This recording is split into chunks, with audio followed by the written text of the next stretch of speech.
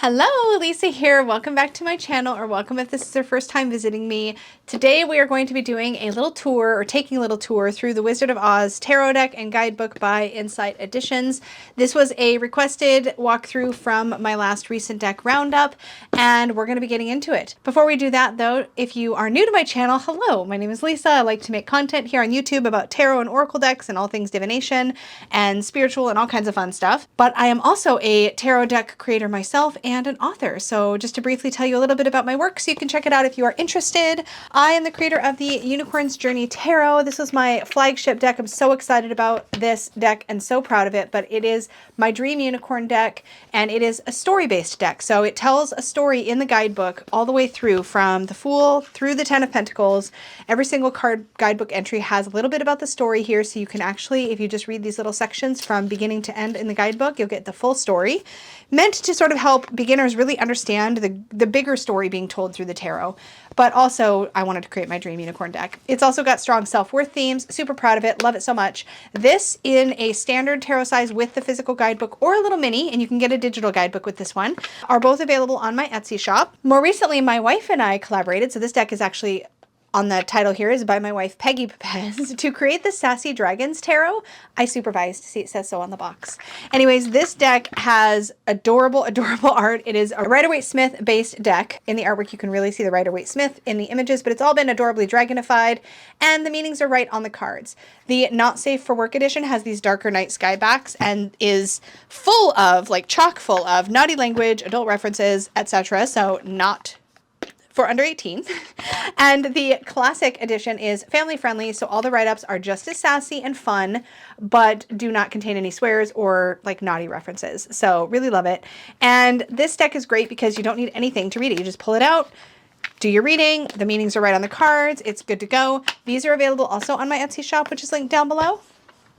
As far as books I've written, my first one, The Self-Worth Path, is all about self-worth. Kind of makes sense why my very first tarot deck also had strong self-worth themes, I'm just saying. And my second book, Unlocking the Tarot, published by Llewellyn last year, is my method for teaching the tarot, which focuses largely on creating a personalized set of keywords for yourself to really help you get to know and bond with your deck. And then, because I couldn't help myself and I just needed to, I created a little children's story telling the part of the story from the Unicorn's Journey Tarot. This children's book tells the major arcana portion of Mystic, our main character from Unicorn's Journey Tarot, tells their story from the Fool through the world, but in a really age-appropriate rhyming couplet version. And it's super adorable, very sweet message and moral at the end, and does not reference tarot in any way. So it's appropriate for people whether they're into tarot or not into tarot, but it does, for those that are into tarot, you can see the major arcana, really beautiful artwork in here, and just a lovely theme. Super proud of that as well. This is on my Etsy shop. These you can get from any major bookseller, just ask them to bring it in. Any small bookshop can usually bring either in as well, or you can get it on Amazon, you know, all the usual places. All right, let's get into the Wizard of Oz Tarot. So I'm super stoked about this, actually. I wouldn't say the Wizard of Oz is like a primary fandom of mine, but I did grow up with the movie, and I believe I read the books. I specifically remember, and I don't know if it was a movie or a book now, but I remember the book that came after the story, the movie or the book or whatever that came after the Wizard of Oz. It had a little robot guy. If you know what I'm talking about, comment down below with the name of it, because I don't remember right now, but I remember loving that too. But regardless, this is, like I said, the latest from Inside Editions, or the latest that I'm aware of. And here's what it says on the back of the box. Explore your past, present, and future along the yellow brick road with Dorothy, Toto, the Cowardly Lion, the Tin Man, the Scarecrow, and the rest of the gang from Over the Rainbow during your next tarot reading. This fully illustrated tarot deck and comprehensive guidebook features original illustrations that match characters from the film, with classic tarot archetypes, making it a fresh interpretation of a traditional tarot deck. It is licensed by Warner Brothers, so this is an official fandom deck, which is amazing. Really nice spot gloss accents on the box. Super fun. So let's get into it. There's a ribbon lift out, and we have our Wizard of Oz Tarot guidebook. And the cards, there is a slightly bigger, like, frame area. Frame? What am I trying to say? You know, to hold the cards, because the guidebook's a little bigger than the deck itself. But really nice production value on the box. Thumb cutouts. Love to see it. This is what the backings look like. Now, if you have any other Inside Editions decks, you're probably already familiar with what their cardstock feels like, but it is typically a matte lamination feel. So it's got that kind of like, I call it buttery, but it's got like a sort of a silky feel, but it's not rose petal. It's just got that sort of like, I think some people when they think of rose petal think of this, but this is smooth. It's not fuzzy feeling. I don't know, rubberized feeling, I guess. And it is going to be matte, and so as a result it will clump a little bit when you try to fan the cards. That's just typical for a matte lamination, but it should hold up pretty well. It's a nice thick cardstock, but it does have some give, so typically I don't have too much trouble shuffling these. Now, something that you're going to probably notice right away, and I'm so excited about, is that cards that show Dorothy and Toto or Dorothy in the parts of the film, which are typically in black and white, are in this really lovely like sort of light brown sepia tone. And then cards that are actually in Oz are framed in emerald green and are in full color, which I just think is such a cool thing to do. So I cannot wait to get into this. We're going to do a full walkthrough. I'm going to keep the guidebook handy because I don't always remember all the names of characters and things, but I want to do that justice. Before we get into the walkthrough, structurally, I did want to point something out. So we do have renaming of suits. So we have brooms for wands. No, we'll do that when we go through. Let me start that part over. Okay, so we're going to get into it starting with the Fool. Let me see if I can get just a little more zoomed in for us. That should be good. Oh, and wait, before we get in, a quick little peek at the guidebook so you know what we're getting into here. So we have our table of contents. We have an introduction. You may be ready to step away from Kansas, but is Kansas ready to let you? Understanding your tarot deck. There's some information here about the suits, and then we get right into card descriptions. So nice full artwork in the guidebook too, so that's nice. I don't know if it continues that way through the minors. I suspect that the minors have smaller thumbnail images. Anyways, let's move along. So in the Fool, of course, we have Dorothy Gale and little Toto getting ready, just kind of being out and about. We see the storm clouds brewing on the horizon though. So just like in the Fool and the Rider-Waite-Smith, we have that element of risk just on the horizon, which I think works really nicely. All right, then we have our Magician. And we also do, by the way, get an upright and a reversed. I went too many pages. We get an upright and a reversed meaning for each card. So that's good to know for those of you who like to see those. I don't flip my cards around, but I do enjoy reviewing reversed meanings in my deck. Oh, and I forgot to point out on the backs, this is the Emerald City, and these are the poppies. And they seem to kind of, there's like this ribbon or something that kind of swirls around the central star, which I think is really cool. Okay, so this is, of course, going to be the apparition of the great and powerful Oz. When they first go see him in the Emerald City, there's this big like light show of this like Oz with this cloud around him. And that's what we see in the Magician. And I think this is really great because over in the corner, if you look, we actually have, oh my gosh, the actual guy. Don't look behind the guy behind the curtain, just right here, pulling on some strings or pulling some cords to make all this happen.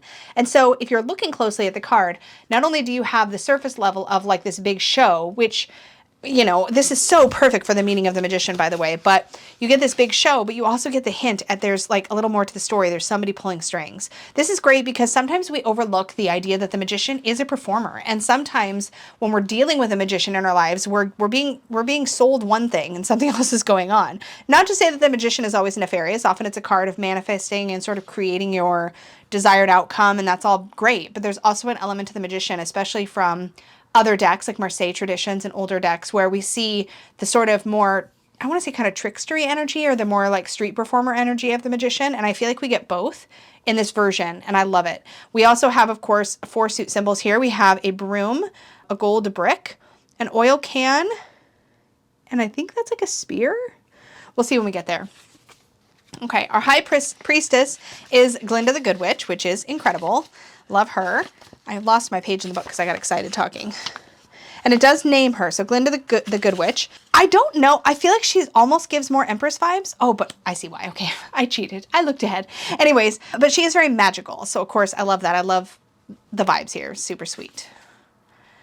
The Empress is Auntie, and of course she's the Empress. Like we've got these little sheaths of corn here around her, which is such a clever nod to the RWS. We see the storm brewing outside the window, and it does say, the comforting nature of the Empress will always shine through, regardless if she is caring for her niece, rescuing baby chicks, or running the family farm. Auntie M nurtures her family and leads Dorothy by example, even when Dorothy is clouded by her own emotions. Love that.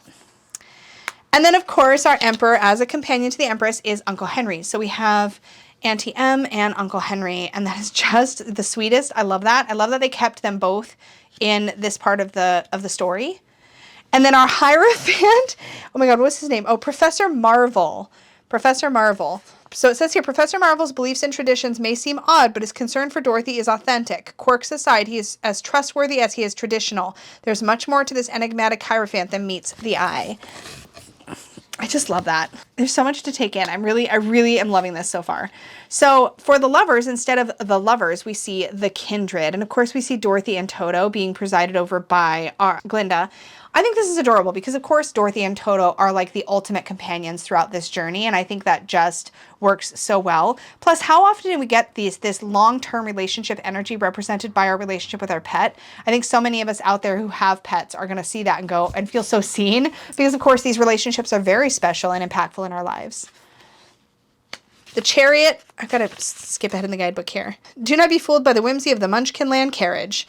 I'm trying to remember if I saw a Munchkinland carriage or if they're just playing with the world here. I don't know, but it's adorable and I love it. I love the sort of magic and whimsy that surrounds this as well. And then for strength, okay, who is that? I don't know the character's name. Zeke. Okay, so strength comes in many shapes and sizes and species, just as Zeke instinctively reacts, saving Dorothy when she falls in the pigsty. Oh, that's right. The strength card shows up in a reading when it is time to let your passion, courage, and inner strength step up to the plate. Love it. Do we actually see Dorothy here falling into the pigsty? No, but that's okay. Is that Zeke again in the Hermit? No, this is Hickory. I feel like I need to rewatch The Wizard of Oz. It has been so long, but I'm not remembering some of these smaller like role side characters. But Hickory may be a farmhand a few words, but his concern for Dorothy overrides his quiet demeanor. Much like the Hermit, he heralds a shift to personal focus. I mean, we can obviously see the Hermit in this image. And like I said, I don't know if I've actually said this, but I've thought it. I like that there's a bit of a balance so far between the black and white portion of the film and the Oz portion, although I assume most of the minors are going to be in the Oz portion. And then the Wheel of Fortune, we see this like farm wheel or wagon wheel. We see again the suits all surrounding it. Again, we have what looks like a spear, broom, oil can, and brick. So I'm assuming those are our suits. We have a crow sitting on top, so in that position of like being on top of the wheel. So all the symbology I need for a wheel card is definitely there. This is perfection. If they'd have done anything else for justice, I mean, we would have come for them, right? This is so perfect. So this is, of course, the evil witches. The evil witches? What am I trying to say? Yeah, the evil witch, the bad witch. Wicked Witch of the East. I did not cheat. I'm just still looking for it in my book. But that's the Wicked Witch of the East, the sister of the Wicked Witch of the West, who got landed on by the house when Dorothy's house landed after the tornado. And obviously there's a sense of like comeuppance, of accountability. She was not a good witch and she had an untimely end. The Hanged Man. Who is this character? Hunk. Is his name actually Hunk? That's hilarious. They might have added characters. I don't know. I don't remember. I have to watch the movie again. But Hunk is a good worker, even if he takes a slower approach to his farm chores. He may hang around and keep to himself at times, but is more than willing to offer his 2 cents if or when the mood strikes. And it goes on from there. I mean, there's nice substantial entries in here. Ooh, okay. Death. This is so interesting. First of all, I love the idea of the running out sand timer, number 1. And we see the Wicked Witch of the West's hand, like sort of holding that down and sort of being in control of it. Each grain of sand in the Wicked Witch's hourglass brings Dorothy closer to death. Oh, right. Is there something about this in the poppies? Like she was asleep in the poppies and as the time was running out, there's something about that, but I don't recall. Oh, temperance. Yes, this is fun. I mean, I suppose in theory we could have used it for death, but I think this is more appropriate because it's a tempering where she's literally using water to temper the wickedness of the witch. So we have fire here represented. So we see the cross of elements so that symbolically the card really works. But we also have the story element of literally melting the witch with water. And then of course we see the Wicked Witch of the West, but she actually, what is she called in the black and white version? Miss Gulch. That's right. The devil of the deck uses her prisoners' fears and doubts against them. Convinced of Dorothy and Toto's guilt, Miss Gulch blames everyone else for her misery. Playing the victim amplifies the misery of those around her too. And she's like, you know, gonna try and collect the dog, is she not? She was after Toto, wasn't she? Complaining about Toto and then like after him. And I love the shadow of the Wicked Witch of the West behind her because we know that the characters in The Wizard of Oz were obviously fashioned after characters in Dorothy's real life, right? The tornado for the tower. there was no other option. Like, that's perfect. And this actually reminds me, somebody pointed out in a deck I got recently. Oh, the Craft Felt Tarot has a black and white tornado as the tower, I believe. So there's like a fun kind of call out to, I think, this movie. And then we have the star. So this is Glinda waking Dorothy in the field of poppies. Does that actually happen? Is it Glinda that wakes her? Yeah, it says Glinda the Good Witch's wand is a visual representation of her. She is as gentle as she is protective, and she exemplifies the kindness given by the star when it appears in a reading. I mean, there's obviously an opportunity for healing and recovery, which this scene of waking up from the poppies is like such a great example of that. The moon, I love this with the Wicked Witch's scrying sphere or scrying globe crystal ball that she was using as the moon. It's showing something happening, but it might not be entirely clear. Oh, the sun, the moment where Dorothy realizes she can click her heels to go home. There's this suddenly realizing what she has on her feet already. Because these were the red shoes that were on the Wicked Witch of the East's feet before she was, because they came onto her, I think, after she landed on after her house landed on her. And then we have Judgment. This is at the end of the movie where I'm just like flipping through and like forgetting to look in the guidebook. This is, okay, no, actually, this isn't what I thought it was. I thought that was the wizard, but no, this is a Munchkin trumpeter blaring away for all to hear in a herald of judgment. This wake-up call to the mistakes you have made comes with an awareness of how to prevent them in the future. Judgment heralds a necessary change. I think that write-up makes this sound a little too much like Justice, but there is a call to step up and be a better version of yourself in Judgment, in my view, but that wording, I think, could confuse new readers who get Judgment and Justice mixed up already. I actually have a whole chapter in my book on Justice, or not whole chapter, but I have a chapter on my book comparing different cards that are easily mixed up, and Justice and Judgment is one of the really common ones. But for me, Justice is about accountability, like learning from your past mistakes and where you've like have to take responsibility for what you've done, good or bad. Judgment for me is more of the time has come in your life to level up. It's time to like step into a better version of yourself, whatever that's going to look like for you. So again, the wording I think could use some tweaking, but that's just me being picky. And then we have the world, and I love this. I love the idea that we have this black and white world and the door opening up into Wonderland. There's this idea of like stepping through the threshold from one world or one way of living to another. I love that. Now, the courts are first, but I think that's for a reason, because we're trying to like kind of, I guess, epitomize the reason for this association. So we start with brooms. So now the brooms are going to be the wands and they're going to represent fire. This makes sense because there is times we see a fire, a broom that looks like this being lit on fire, and it threatens our scarecrow, right? So the Wicked Witch of the West lights a broom on fire and holds it near him, or something like threatens to burn him, and he's not having it, right? So having Scarecrow be sort of the king of that suit does make sense. So I like that. For the Queen of Brooms, I mean, Miss Gulch does make sense, right? She's got that kind of sassy, bossy energy. The Knight of Brooms for her little companion, the Wicked Witch of the West's companions, makes sense. Her little lackeys. I don't know what the right word is for them. And then the Page of Brooms. Okay, I gotta see what it says about this, because is it meant to be the cow? Like, is that the deal? How calm and unburdened is the sweet cow flying by Dorothy's window mid-cyclone. Oh, I think I remember that scene, because it kind of makes you giggle. There's like a cow that goes by. That's what they're capturing here. And it's kind of like moo. Like, it's kind of like, but it seems like fine. That is hilarious, because it's kind of like, well, I guess I'm flying now. It's almost like being unflappable in the face of all the chaos, because like everything's a big adventure. Actually, that makes sense to me as I say that. Okay. Then we have the Ace of Brooms being held by the hand of the Scarecrow, which is great because Scarecrow is, of course, our mascot, you could say, of the suit. In the Two of Brooms, we see the Scarecrow trying to decide which path to go down. We get that kind of goofy, happy energy. Love this art style. I think it's really cute. And it definitely feels like we're in the movie. The Three of Brooms, we actually see Scarecrow, the Cowardly Lion, and the Tin Man together, which is super adorable. And they're like kind of hiding, and they're dressed up as these guys. And this was when they were sneaking in, if I remember correctly, to the castle. Am I making that up? I might be making it up. But that's what that's... Why do I feel like I remember they did dress up like that? It may just be that this has already sucked me in, and now I believe it's all from the movie. I don't know. But that's super great. But Three of Brooms, so Three of Wands is when you're like embarking on a journey, right? Like you're going. And so this definitely shows that they're well underway in whatever plan they're trying to play out here. In the Four of Brooms, we have Dorothy and Toto, the Cowardly Lion, the Tin Man, and the Scarecrow all together, and just kind of taking a moment, we see the Four Brooms overhead, so it's almost like they're all together, and they're just figuring things out. I love that he looks like he's about to chew on his tail again.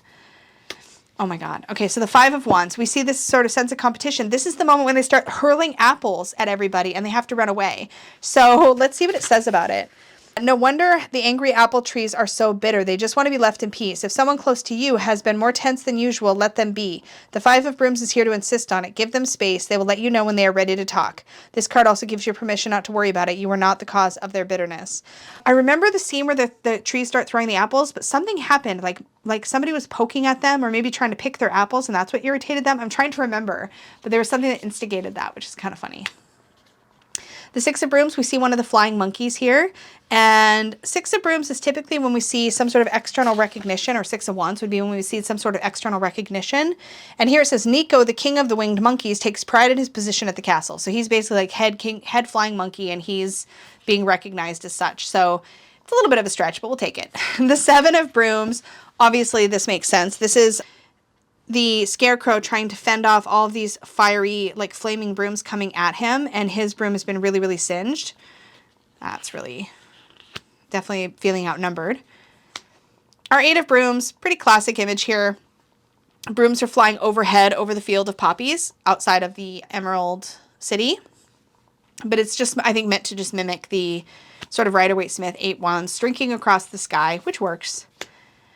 The Nine of Brooms. So now we have Dorothy. Now, I don't really love how the Nine of Wands and the Seven of Brooms and the Nine of Brooms are basically the same essential scene. Kind of. Like, it's very, very similar. I don't love that because these, again, are cards that are regularly mixed up. In the Seven of Wands, we're defending against attackers. We're outnumbered. In the Nine of Wands and the Nine of Brooms, I feel like typically what's happening is we're sort of holding on despite being really tired, but we don't necessarily have any attackers coming at us. We're being very protective, but we may not even need to be. And I don't feel like that reflects well in the image, but let's just see what it says. I just think it's too close to the other one to make sense, but it says, the Nine of Brooms is here to acknowledge your struggle and wants you to know that you are closer to the end than you realize. What felt like a mountain of resistance was actually growing pains amplified by exhaustion. Okay, so the meanings are written well, but that one, I just think that's too close to the Seven for my personal preference. But 10 of Brooms, love this, love the overwhelm and all the fire, and obviously that would be really extra overwhelming to Scarecrow, who doesn't want to get lit on fire. All right, so that is it for the wand suit. Now we're into the cup suit, and we have cans. So this makes sense. Oil cans are going to be our cup suit, and we have our Tin Man as the mascot of oil cans. I think that works great. Tin Man is the one without, wasn't he the one without a heart? Okay, yeah, Scarecrow without a brain, Tin Man without a heart. Which I wanted to kind of pull that in, but I don't think they did that in this. Because if that was the case, we would have had the brain one, the Scarecrow, be in the swords, and the Tin Man would have, the Tin Man being in the hearts actually makes sense. But I do think that with Scarecrow having a fear of fire and stuff, that he works really well for the wand suit. So these are just nitpicky things I think about when I'm looking at a deck. But anyway, bear with me. So obviously Tin Man is going to be our mascot for the King of Cans, which means I hope we're going to see Tin Man's arm holding the oil can in the Ace of Cans. But there's our king. Our queen is Auntie M outside, just knitting away in the midst of the cyclone. What does this say? Or in the tornado. Auntie M is our empathetic queen of Cans, because she's the queen of cups, of course. And originally, or and rightfully so, her concern is for her farm, family, and home. And it goes on from there. Compassionate queen. And then our Knight of Cans is our Hierophant guy again. Professor Marvel. Nothing if not a charmer. Oh, that's cute. Okay. So he's playing the charmer. That's adorable. And then our Page of Cans is that meant to be the wizard? No, that's the guy from the Munchkins, right? Someone near to you is more receptive and open. It doesn't remind us who this is, but I remember this character. He's like one of the inhabitants of the Emerald City, right? Is he the one that greets them? The one that goes to the door? So he's not a Munchkin, right? He's like the one that goes to, yeah, I feel like I remember now. Anyways, that's cute. That's cute.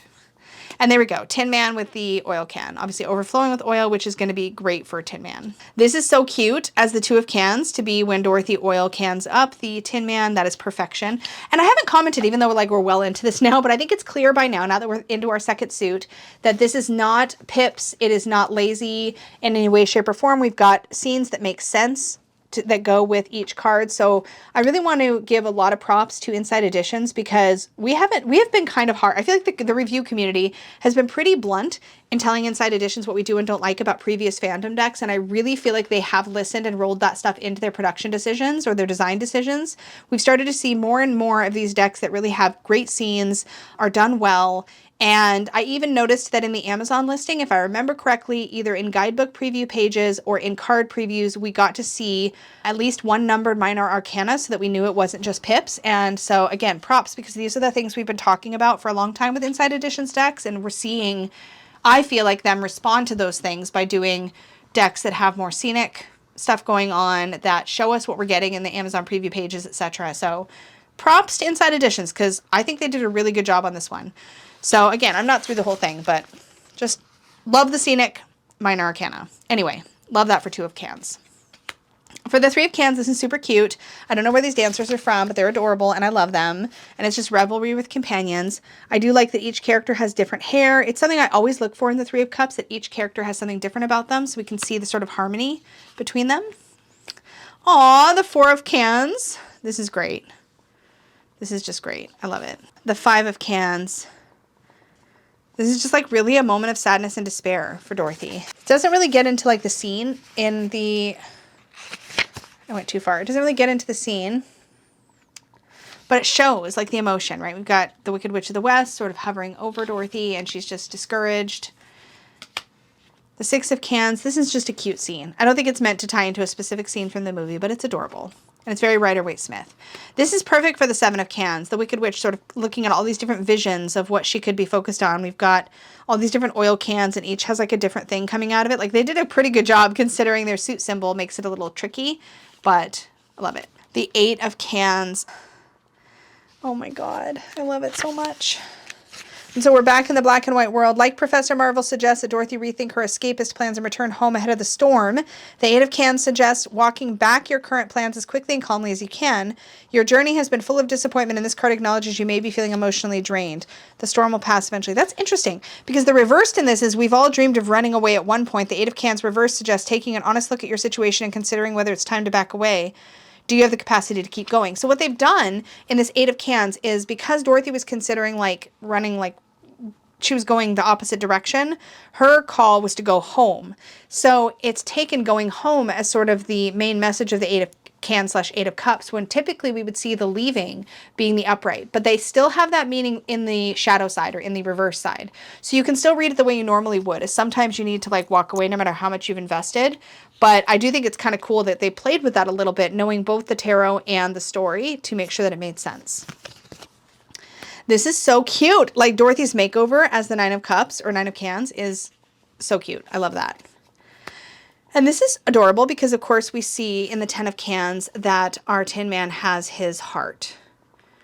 That is so sweet. Okay, wait. Let me go back to the 10 of brooms. Did we see...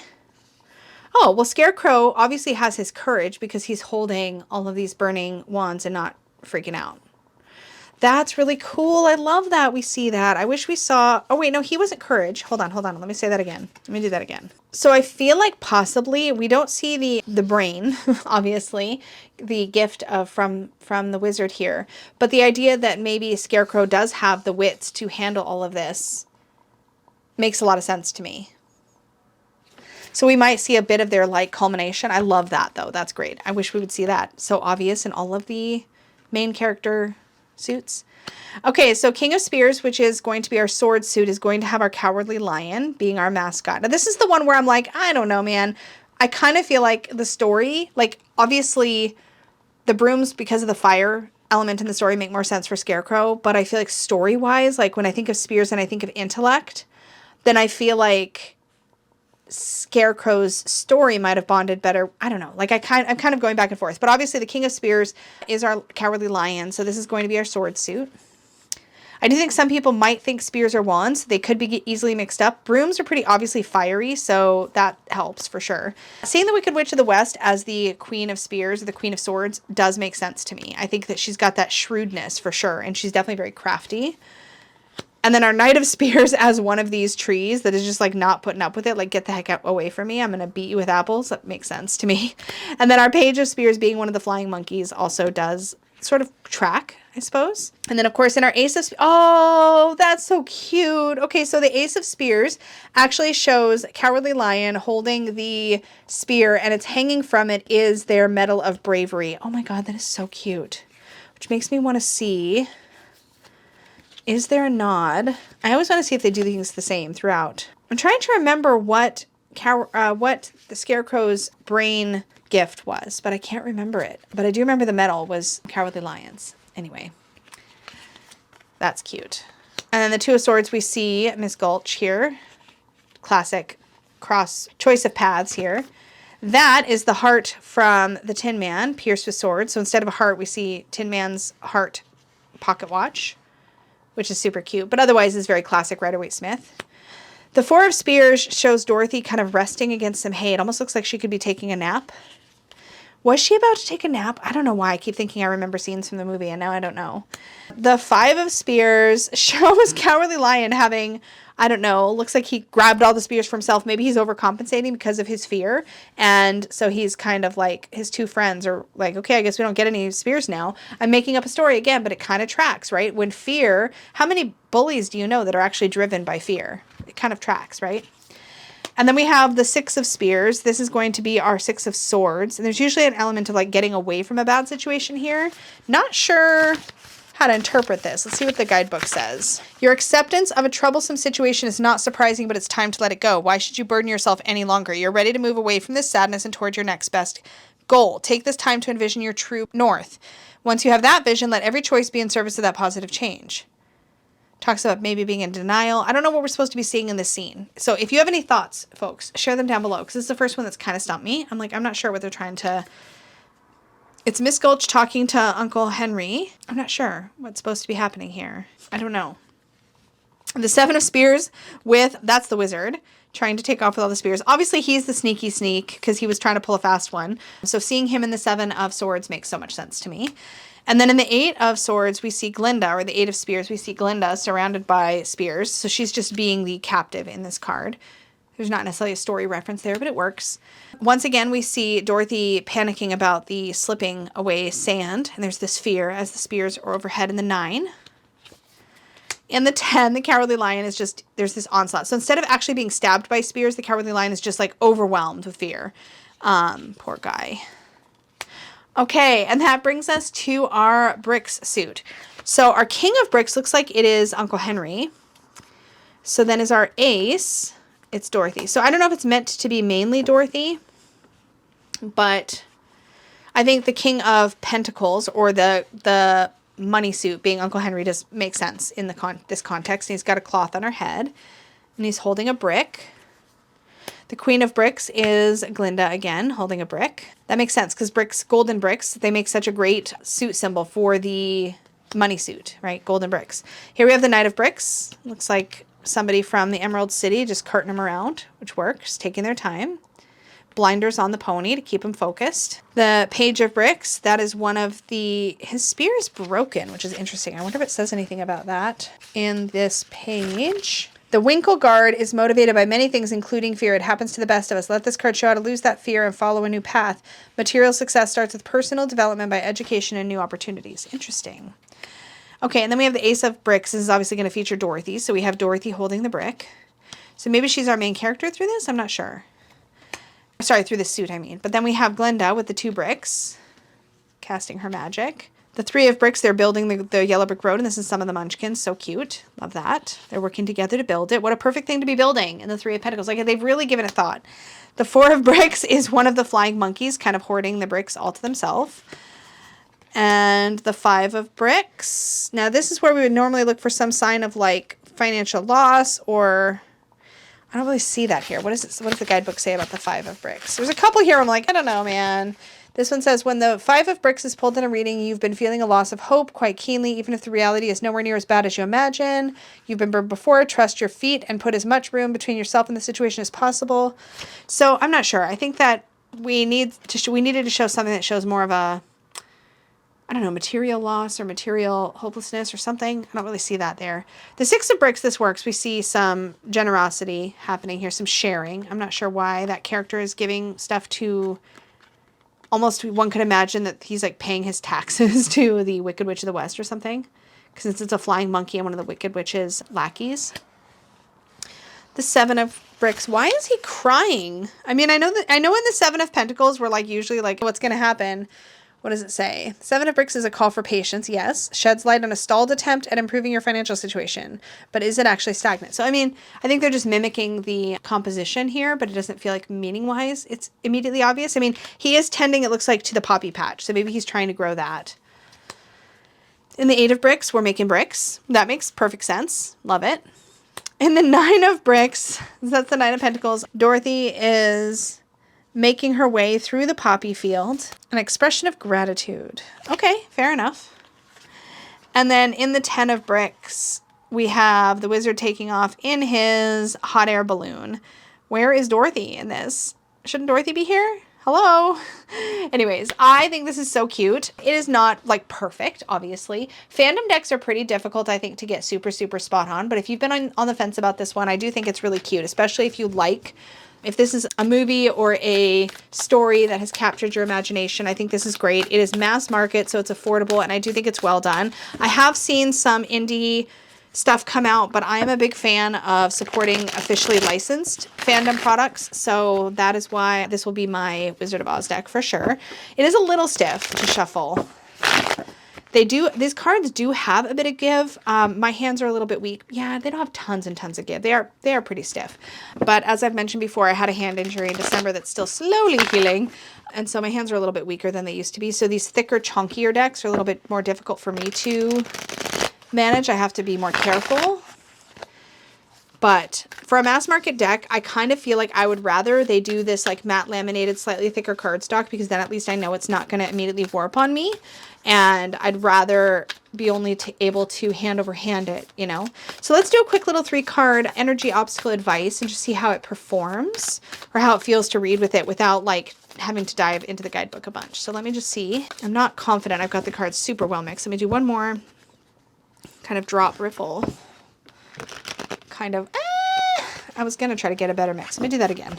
Okay, let's pull out the chunk from the center. And energy, we have the Chariot. Obstacle is the Kindred. And advice is the Page of Bricks. These are so cute on the table. I just cannot. So energy is all about continuing to move forward, one foot in front of the other, stay focused, stay on the path, like don't stray off the path kind of vibe from this for sure. The Kindred, as like this is the Lover's card if you recall, as the obstacle means we could get distracted by other commitments and things that feel like they're tugging us off course, like we need to put our energy over there, but we need to stay focused. The Page of Bricks is a call to, as advice, is a call to like where we feel stuck or where we feel torn, to lean instead to learning, like taking an opportunity to learn or skill develop in some way in order to get ourselves over the hump. So just a few off the cuff thoughts there. This is really cute.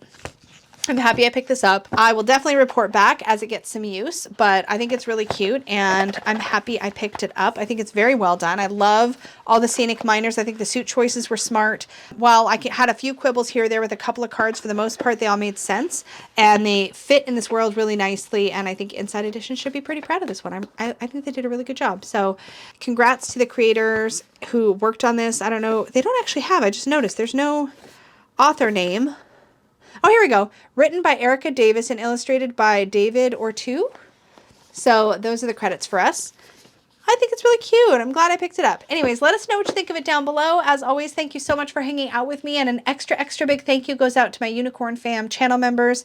Thank you for your tangible support of the channel and for being a part of our special, like, semi-private community. I really appreciate you so, so much. If you're watching now and you're interested in Unicorn Fam channel membership and what we do there, definitely click the join button down below and you can learn more about what we do in the various tiers. We have a lot of fun in that space and I would love to see you there. As always, please do hit the subscribe button and the like button before you go so that you see my content in your feed and you let YouTube know that you enjoyed it. Thank you again so, so much. And until next time, may your magic always shine from the inside out. Bye.